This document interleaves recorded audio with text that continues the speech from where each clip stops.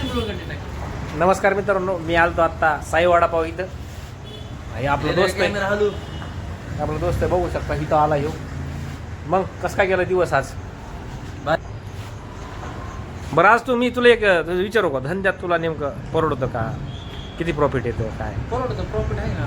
किती प्रॉफिट येतं? समजा तू दिवसभरात एक दिवसाचा जर तुझा विचार केला, तुझं समजा बेसन पीठ सोडून किंवा सगळं सोडून जर तुला किती परवडतं काय त्याच्याबद्दल सांगू शकतो. तुझं इन्कम डेलीचं समजा शेअर करणं तुला आवडेल का?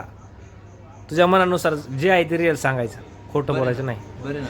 हां, बरं तुला मला एक आता मी विचारतो प्रश्न तुला की सकाळी किती वाजता उठतो तू? सकाळी उठतोय मी 5:00ला 5:30ला उठतोय. 5:30ला उठतो आणि तिथून पुढं तुझं दिनचर्या कशी असते?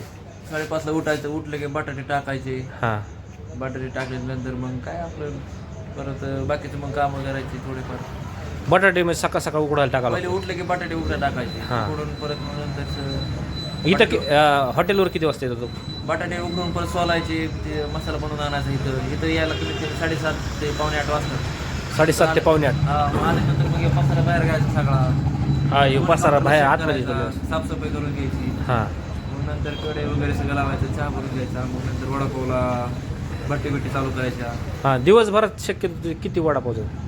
दिवसभरात सध्याला आपण कसं market तरी अंदाजे एक नवीन असं आहे त्यामुळे एक 200-800 आसपास जातात. 200 ते 250.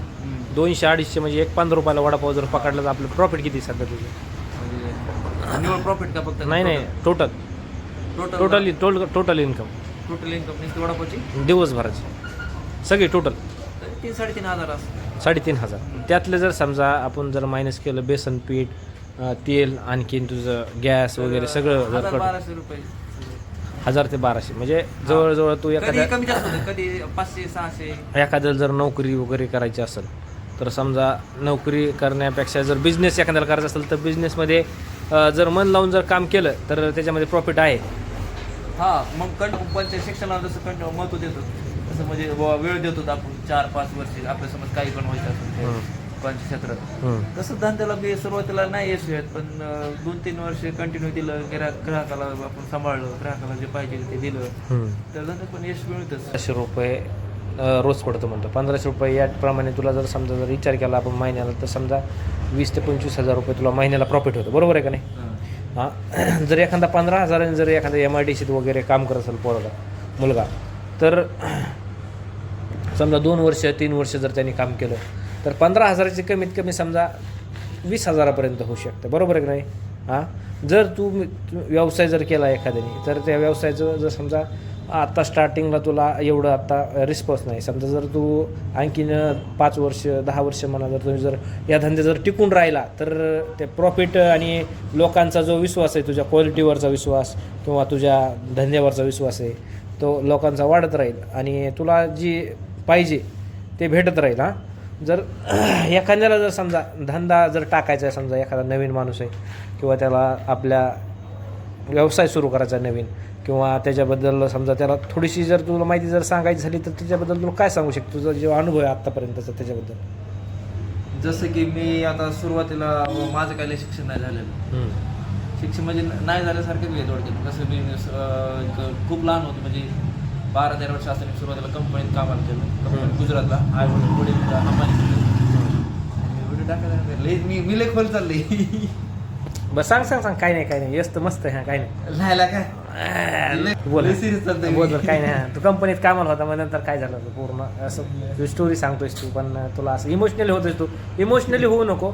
जे आपलं आणि जे तुझं रिअल लाईफ आहे ते लोकांना बघायला हां, जे लोकांना रिअल लाईफ आहे ते बघायला तुला लोकांना तुझ्या जे संघर्ष आहे तुझा तू केला आत्तापर्यंत व्यवसाय देण्यासाठी किंवा व्यवसाय टाकण्यासाठी किंवा व्यवसाय वाढीसाठी, तर त्या व्यवसायाचा जो संघर्ष आहे तो लोकांना बघायला आवडेल आणि तो तू तुझा पूर्ण सांगू शकतोस. थोडं स्टॉप कर तेवढं. तर सुरुवातीला कसं म्हणजे आमचे सुरुवात तुम्हाला सांगतो म्हणजे कसं माझं स्ट्रगल आहे. तर माझे वडील हमाली करत होते आणि गुजरातला होते ते. तर तिथूनच म्हणजे बाबा की मला काहीतरी म्हणजे जसं वय वाढ गेलं तसं म्हणजे करायला गेलो. तर सुरुवातीला कंपनीत गेलो मी. हां हां सुरुवातीला कंपनीत काम केलं. हम्म. 100 रुपये रोज होता त्यावेळेस हम्म. सुरुवातीला. ठीक आहे, म्हणजे कंपनीमध्ये तू काम केलेलं आहेस. हां, तर 100 रुपये. माझं वय त्यावेळेस माझ्या एक 11 ते 12 वर्षाचा असं मी. म्हणजे 11 ते 12 वर्षापासून तू कंपनीत कामाला जातो, हां. म्हणजे जात होतास. कसं म्हणजे काय विषय होता, मी वडिलांना म्हणलं की बाबा मला कुठेतरी गॅरेजमध्ये काहीतरी काम बघा. हां तर वडीलचं बी काही शिक्षण वगैरे झालं नाही, त्यांना काही नाही, तर त्यांनी मला कंपनीत काम बघितलं. हां हां म्हणजे झाडू बिडू घ्यायला सुरुवातीला, हां. साफसफाईला त्यावेळेस. हां मग तिथून मग नंतर वर्षभर तिथे कंप्लेंट केलं. नंतर की मग परत नंतर आम्ही एक वर्षभराने 1-1.5 वर्षाने गावाकडे आलो तिकडे. हम्म. तिथं आल्याच्या नंतर मग एक स्वीटूमला काम केलं. हम्म. स्वीटूमध्ये तिथं एक 4-5 महिने काम केलं. नंतर परत मग थोडे दिवस असं तिकडे तिकडे फिरत राहिलो थोडं पोराच्या नादाने. नंतर मग आमच्याच एक म्हणजे आम्ही जिथं राहतो शेजारचेच होते, त्यांनी मग हॉटेलला काम बघितलं मला. मग हॉटेलवरती 1 वर्षभर केलं. तिथं हॉटेलवर मध्ये काय केलं? धाब्यावरती हॉटेलवर म्हणजे काय काम? वेटर काम. वेटरचं काम केलं का? वेटरचं काम केलं. हो. आणि मग नेमकं तू वडापाव बनवण्याचं ते कुठं शिकलास? वडापाव शिकलो नाही मी कुठं. मी स्वतः हे केलं म्हणजे कारण की एक आमचं स्वीटूमचं होतं, म्हणजे आमच्या गावात एक स्वीटूम दुकान होतं. हां हां. तर त्यांचं काही एवढं खास स्वीटूम चलत नव्हतं आणि आम्ही दोघं सोबतच म्हणजे एकाच जागेत दोघं सोबत असायचो. हम्म. तर मग ते स्वीटूम काय चालत नव्हतं. नंतर मग त्यांनी काय केलं की वडापाव सुरुवात म्हणजे सोबत त्याला स्वीटूमला. हां, म्हणजे स्वीट होम मधून तुझी वडापावची सुरुवात झाली. हां, म्हणजे त्यांनी काय केलं म्हणजे जोडदार होतं त्याचं. आमचं फक्त सुरुवातीला चहाच होतं, हम्म. वडापावचं आमचं काही नव्हतं विषय. हम्म. तर मग त्यांनी वडापाव चालू केलं म्हणजे त्याचं स्वीटूम चालतं सपोर्टला मग वडापाव चालू केलं त्यांनी. तर मग त्याचं काय एवढं खास चलत नव्हतं, थोडंसं मायनसमध्येच होता तो. हम्म. मग तो मला बंद करायचं मला. हां. चालते. मग त्यांनी बंद केलं. आमचं चहाच होतं चालू ठेवलं. मग नंतर काय झालं, एक आम्हाला जे आमची जागा होतं ते म्हणला की बाबा आम्हाला जागा काम करायचं, हां. तुम्हाला मग दुसरीकडे जागा देतो. हां. दुसरीकडे जागा देतो तर तिथं आम्हाला भाडं मग भरपूर होतं. म्हणजे बा आम्ही सुरुवातीला म्हणजे अफोर्ड नाही करू शकलो हा तुम्ही आपण भाडं. करू शकत नव्हतं, कारण तिथं होतं 5,000, इकडे होतं परत तुम्हाला 12-11 हजार रुपये भाडं होईल घेतलं. हां हां. तर मग म्हणाला आपलं धंदा तर पर्याय नाही आपला धंद्याशिवाय दुसरीकडे. हम्म. तर मग बरं चालतंय बाबा की मग आम्ही घेतली रिक्स. हां. मग मला बुवा चहावर तर भाडं वगैरे काही निघणार नाही, आपल्याला काही होणार नाही. हम्म. मग सपोर्टला आम्ही एक वडापाव चालू केला इथं. हां. आणि मी काय तिथं फक्त ज्यावेळेस मित्राचं चालू होतं वडापाव त्यावेळेस फक्त 1-2 वेळेस वडापाव सोडले होते. हां हां. त्यामुळे मला काय फारसा अनुभव नव्हता आणि बेसन पण लावता येत नव्हतं वडापावचं किंवा भाजी कशी बनवतात ते पण काही माहीत नव्हतं. हां हां. तर त्याच्या माध्यमातून दुसरे वडापावचे मित्र झाले माझे. हां. तर मग त्यांना मी बोलून घ्यायचो किंवा असं की बाबा मला कसं सांगा कसं काय. म्हणजे बिझनेसवाले मित्र तुझे होते पहिले वडापाव मध्ये वडापाव करणारे? त्याच्या थ्रू झालेले. हां हां. तर मग त्यांना मी बोलून घ्यायचो, मला सांगा बाबा कसं सजेस्ट करा. हां हां. तर मग ते हळूहळू कधी मध्ये यायचे, सकाळ सकाळ सांगायचे मला असं कर तसं कर असे हे ते. मग तसं हळूहळू मी शिकलो. मग हम्म.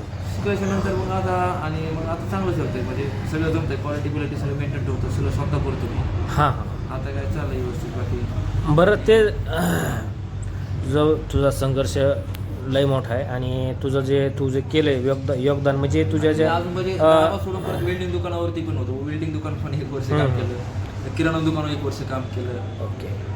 आणि मग आणि परत एक खानोळ होती हो वंशराज म्हणून, हां. तिथं 2 वर्ष काम केलं. 250 रुपये रोजाने. सकाळी आम्ही 10ला जायचो तर 12-1 वाजायची घरी यायला. हां. तिथं खूप काम. तिथून पुढे मग नंतर थोडंसं मला बघा की आपल्याला काहीतरी स्वतःची सुरुवात केली पाहिजे. हम्म. असं काय चालणार नाही, एकदा ट्राय केलं पाहिजे. एकदा जे होईल ते होईल, म्हणजे एक मनात निर्णय घेतला हम्म. वा एकदा ट्राय करून बघू, नाहीतर शेवट मग आपल्याला दुसरी इथं काम करणं आहेच म्हणलं. बरं, सुरुवातीला व्यवसाय चालू करताना तुझ्या लाख अडचणी येतात माणसाला, नेमकं खूप म्हणजे पैशाची? मला जेव्हा चहाचं चालू केलं हम्म. त्यावेळेस मला 3 महिने म्हणजे काहीच प्रॉफिट नव्हतं. हम्म. म्हणजे फक्त भाड्याचे मी 3,000 रुपये मला भाडं होतं. रोडच्या कडेला म्हणजे मित्राचे जे तुम्हाला म्हणलं स्वीट होमचं ते त्यासमोरच मी टाकलं होतं. तर त्याला मी 3,000, त्याला 10,000 भाडं होतं, मी त्याला 3,000 द्यायचो. तर मला 3 महिन्याला म्हणजे 3,000 रुपये सुद्धा मला बळबळ म्हणजे हे करायचं. आणि सुरुवातीला चहाचं चालू करताना मी मित्रांकडून पैसे बसून घेतले 20-25 हजार रुपये. मग ते जसं जसं मग हळूहळू ग्रोथ होत चालली तसं मग केलं. म्हणजे 2 ते 3 महिने तुला पहिले काहीच प्रॉफिट नव्हतं, काहीच म्हणजे तू असं दूध आणायचो आणि ते दुधाचं आणि भाड्यातच पैसे, म्हणजे मला स्वतःला वैयक्तिक काहीच राहत नव्हते पैसे. 2-3 महिने म्हणजे फुकट काम केलं फुकट गेले. त्यानंतर जे काय तुझं जे ग्रोथ होत राहिली मग नंतर जे मग लोकांना मग मला चहा पण बनवता येत नव्हता, काय नव्हता. मी चहाच्या हॉटेलवर पण पुढे काम केलं नव्हतं, काय नव्हतं. पण बाबा एक सुरुवात म्हणजे घरी चहा बनवतो मी कधी मध्ये. तर मग तेच म्हणलं बाबा की बाबा आपण करू चहाचं. कोणाचं सजेशन नाही की असं चहा बनव असं काही, कोणाकडून मित्राचं त्यावेळेस काही नव्हतं. डायरेक्ट म्हणजे सुरुवात चालू केलं. तर माझ्याकडून व्हायचं थोडंसं, कधी गोड व्हायचं झाला तर फक्त पाक व्हायचा. नाही तर कमी साखर व्हायची, नाही तर कधी चहापत्ती जास्त व्हायची. पण हळूहळू सुधारत गेलो मी, दमदारला स्टेबल राहिलो आणि मग लागले म्हणजे हळूहळू सगळं लागलं मेंटेन झालं. तर मित्रांनो, तुम्ही आता एखादा व्यवसाय सुरू करायचा आहे, तर ते व्यवसाय सुरू करण्यासाठी तुम्हाला नेमकं भांडवल लागतं. तर ते भांडवलासाठी तुम्ही कोणत्या प्रकारचं काय संघर्ष केला, कुठून पैसे जमा केले, कसं काय सांगू शकता का तुम्ही?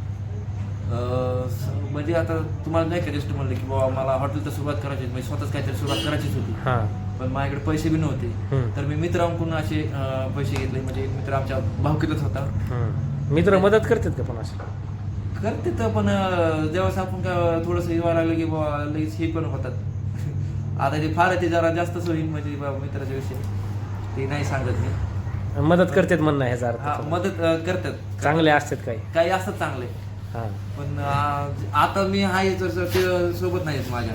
म्हणजे जेव्हा होतं तेव्हा आता ते सोबत नाही आहेत. हां.